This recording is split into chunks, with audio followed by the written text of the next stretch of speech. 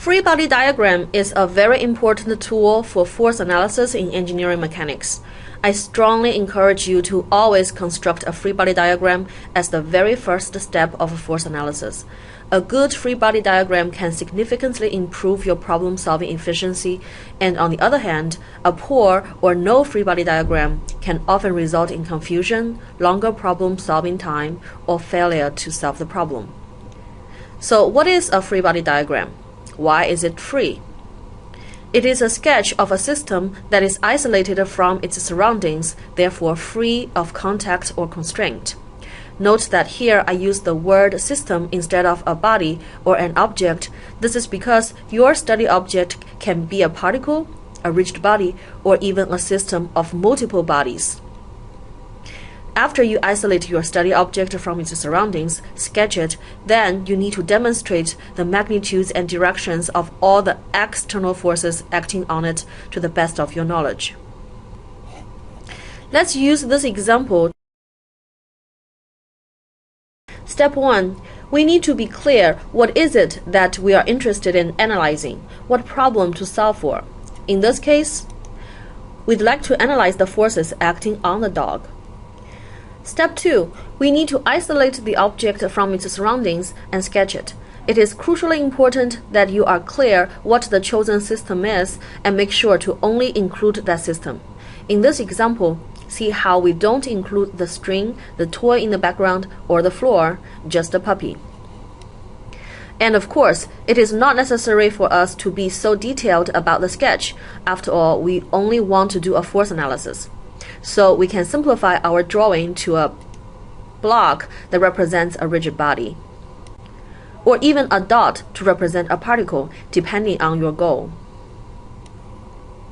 Then we need to demonstrate all the external forces acting on the object.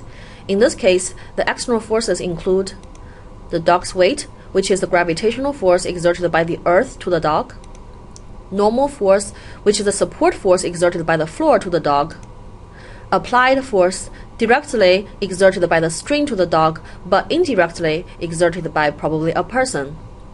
And lastly, the frictional force, again exerted by the floor to the dog. Sometimes you might not know the magnitude or direction of certain force. That is okay, just fill in the information to the best of your knowledge. Note that for a rigid body diagram, when you demonstrate the location of the application point of the force, it is important to be as accurate as you can.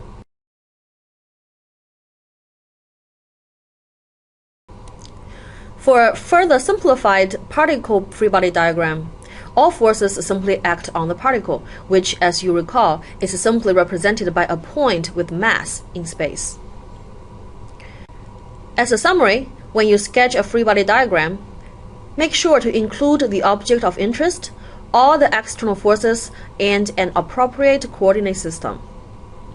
You shouldn't include any other objects, forces exerted to other objects, for example, the force exerted by the dog to the floor, and also you shouldn't include internal forces. I cannot stress enough how important for you to be clear on the system that you choose for your analysis. Your system could be a single body or multiple bodies.